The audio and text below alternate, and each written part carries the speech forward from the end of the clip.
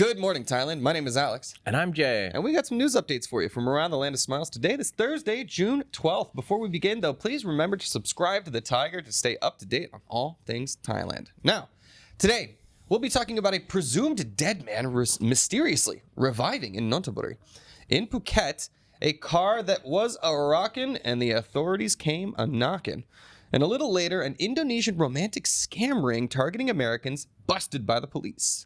Now, before we begin, though, we'll have to hear a quick word from our sponsor. Jay, can you tell me about him? Well, if you've ever thought about buying property in Thailand, Alex, look no further than Fastwise. Mm-hmm. You can buy, sell, rent. You can look at property. You can inquire. You can get a whole bunch of knowledge just by visiting fastwise.com. Yeah, absolutely. And don't forget to go check out our Instagram and TikTok where you'll see our ongoing series of Vox Pops where we're doing street interviews on behalf of Fazwaz, finding out all of the weird and crazy stories that people have about apartment living here in Thailand. And it's a fun show. It is. I got some fun ones yesterday, so check it out. All right. Now, our first story is an update. We got an update on a story that we covered yesterday. Now, some Ukrainian tourists have been arrested after assaulting a security guard over a public urination incident in Phuket. That's right, 2 Ukrainian men aged 27 and 38 were arrested in Phuket after allegedly assaulting a security guard who confronted them for urinating in a public space outside a Katoos shopping center. The incident occurred around 6:25 a.m. on June 7th. Nothing good happens at that time of day. When asked to stop, the men reportedly punched the guard in the face, knocking him down. Police identified the suspect using CCTV footage and arrested them at a hotel on June 10th. The culprits have been caught. This was a bit of a harrowing tale because the guy was like in some serious intensive care in the hospital. Fortunately, 27 and 38, that's too old to be behaving this way. I don't care where you're from. Public urination, not okay. If you get caught doing it, and the worst you get is a security guard saying, "Hey, stop!" Yeah, like just stop and run away. Don't add assault to the list of charges, which these men did. So unclear as to what the punishment will be, but punished they will be. All right, well, for now, we're going to move on to our next story, which is a little bit of a shocker. A dead man shocks rescuers by waking up in Nonthaburi Canal. All right. A dead man woke up in Nonthaburi on June the 11th. A man believed to be dead shocked emergency responders when he suddenly cried out for help while floating motionless in a canal. The 70-year-old man, Kosem, had fallen in after fainting on his way home. Initially mistaken for a drowning victim due to visible facial wounds and stillness, he sprang to life when responders tried to move a nearby concrete block. Rescuers quickly pulled him out and took him to the hospital, amazed by what seemed like a miraculous recovery. He's alive! Dude, terrifying for the rescuers, right? Like, they're like, oh man, this is a bummer. We gotta get good news. It's good news. Yeah, I'm glad he's okay. I hope. I mean, he had wounds and stuff on him. I hope he gets the right recovery. Yeah. Apparently under the influence, which is not super surprising, I guess, in this scenario, but good news that he's alive. And as a rescue worker, this probably has happened to you in the past. You're like, bummer, dead body, blah blah blah. But rarely is it like, oh, cool, not dead. This story just reminds me of that video you showed me of that.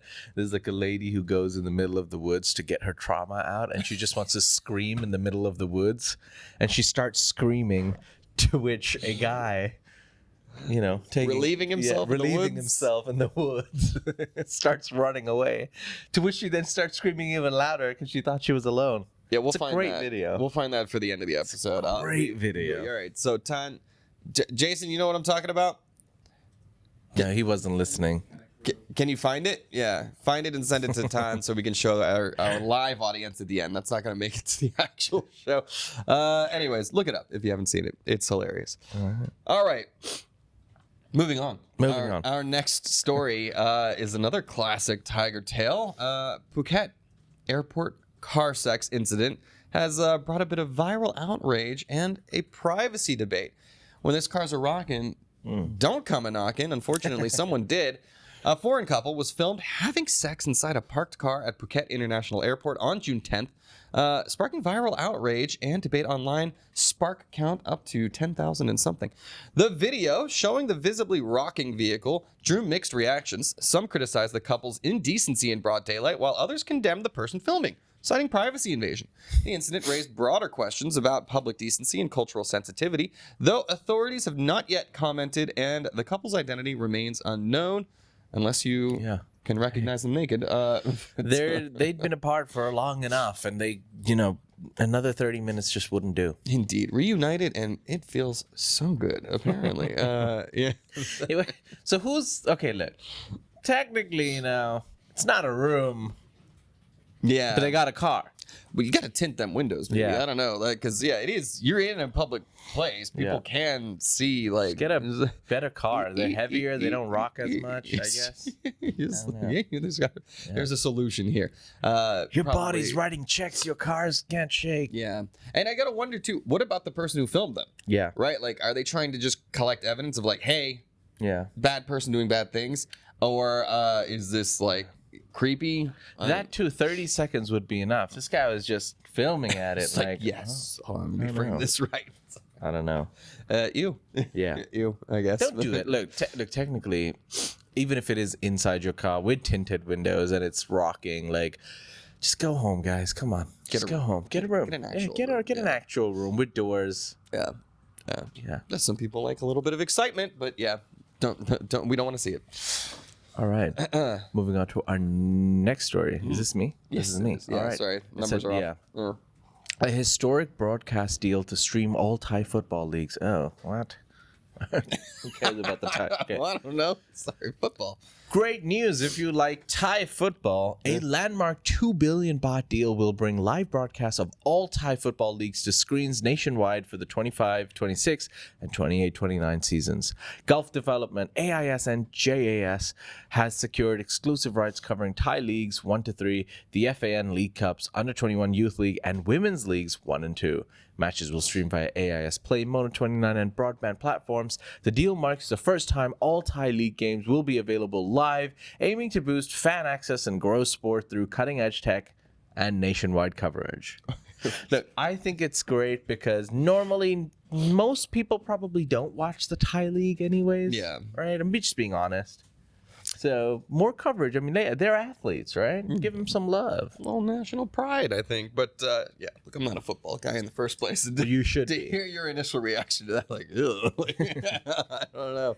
Look, I thought I was going to say the Premier League. I was like, oh, Premier League coverage. Oh, no. Yeah, sad. But anyways, more exposure. Maybe more people get into the sport. Maybe the teams get better. Right, like maybe the teams get better. Yeah, more exposure means could be a good. That is true in the end. But congratulations, Thai football fans. Yeah. By the way, I also like the story. It says for the 2025-2026 seasons, then 2028-2029, just taking 2027 off. I guess so. That was a little weird aspect of that one. Anyways, moving on. Let's get into a little bit of tourism. Apparently, here in Thailand, Malaysia is overtaking China as Thailand welcomes 15 million tourists in 2025. Thailand welcomed over 15 million tourists between January 1st and June 8th in 2025, a 2.87% drop from the same period last year. Tourism revenue reached nearly 700 million baht. Malaysia overtook China as the top source of visitors, with over 2 million Malaysians arriving, followed closely by, China, India, Russia, and South Korea. The slowdown in Chinese arrivals contrasts with the growing numbers from other key markets like India and Malaysia. I wonder why that is. Look, there's been a lot of weird fear-mongering for Chinese influencers and stuff like that. There's been a lot of like, oh, it's scary, like you might be a victim of crime or scams or something like that, which I think has had a significant impact on the Chinese tourism numbers. Yeah. But it is interesting to see other demographics like India and Malaysia. Those visa policies that Thailand has enacted has had a real impact on bringing in more tourism dollars. So, cool. A rebalancing in the demographics here. Still down year on year, but hopefully we can get those numbers back up. All right. Moving on to our last story from across Thailand. A British influencer reunited with stolen Lamborghini after 8-year global hunt. Wow. Okay. Try not to lose your car in Thailand because after an 8-year international saga, British influencer Mark McCann has recovered his stolen 220,000-pound Lamborghini Huracan Spider in Thailand. The car was taken in a rental scam and smuggled abroad by a transnational crime ring led by Bangkok-based Reunited.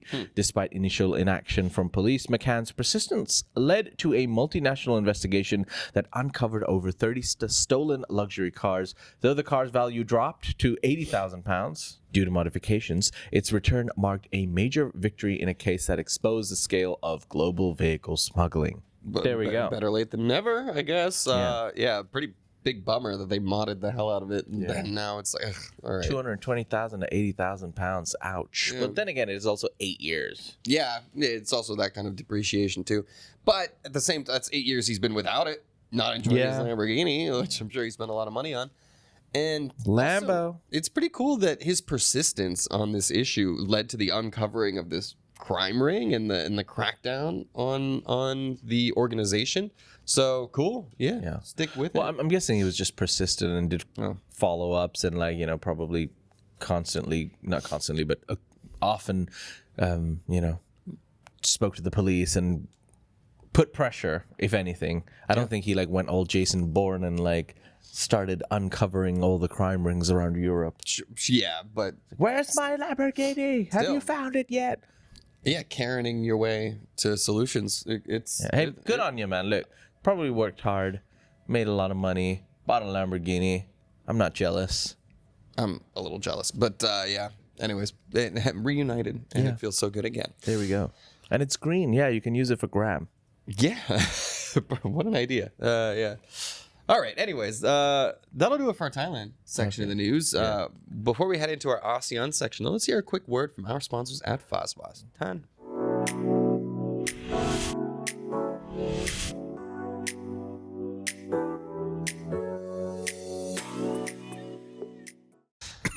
And we're back. Hello. And Kate's fired. Yes. No. Okay. Yeah. No, we're thank you, Fazwas. That's Kate On from the University of Pennsylvania. Penn. Is that Penn? Yeah, correct. Yeah, it is. Yeah, it's better than not Penn State. That's the Nittany Lions. Is that the more dodgy one, basically? Well, that's where they had some very big controversies in their athletics programs. I see. Before your time, girls. But yeah, I'm not. Don't get me into Sandusky. Okay. Anyways, yeah. Thank you, Fazwas, for that break. And now we'll dive into the ASEAN section of the news. Happy for Lucky says, yes, my state, Pennsylvania, tuning in. Love All right. Pennsylvania. Yeah. Let's Bishop Knight, actually, quick Fazwas related question. Does Fazwas have a walkthrough channel? Well, yeah, Bishop, actually, they have their own YouTube channel, so you can check them out on YouTube. Yeah. And they also IG. They have some walkthroughs of some exclusive projects. They often, and you can actually inquire if you'd like to buy off plan and invest into a property that hasn't even built yet or will be building in a couple of years, and you want to be an early investor. Get on that call, my friend. Yeah. Let them know you're calling from the Thaiger. I mean, you heard about us from the Thaiger. Yeah, at least then they can feel like they're getting their money's worth with us. Specifically, Jay. I want my commission. That's not how this works. I don't get any commission, just FYI. That's funny. And algorithm, one last question. Can you rent or buy prison cells with Fazwas? No. Prison cells, no, unfortunately not. I don't think so. Those are provided complimentary by the state. You just have to get yourself into trouble. That's true. Yeah. Wouldn't recommend it, though. All right. Let's dive into the ASEAN Now section. And this is a bit of a crossover. We got a Thailand, Cambodia story, as we do pretty much every single day now. But this is a bit of good news. Thailand and Cambodia have both ruled out border closures and instead opt for diplomacy. Yay. Thailand and Cambodia are managing recent border tensions through diplomacy with no confrontations reported and checkpoints remaining open. Prime Minister Paetongtarn Shinawatra emphasized ongoing peaceful dialogue with Cambodian leaders and ruled out a permanent border closure, citing trade concerns. Both nations are cooperating under international law ahead of a key joint boundary commission meeting on June 14th, coming up quick. While ICJ involvement is unlikely, discreet negotiations aim to preserve stability and resolve disputes constructively. So this was a big concern. They were talking about closing down some border crossings. Not all of them, but some of them, which would still have a big disruption because so many people go back and forth every day over there. So, coming to the conclusion that, hey, all right, this is bad for your economy. It's bad for my economy.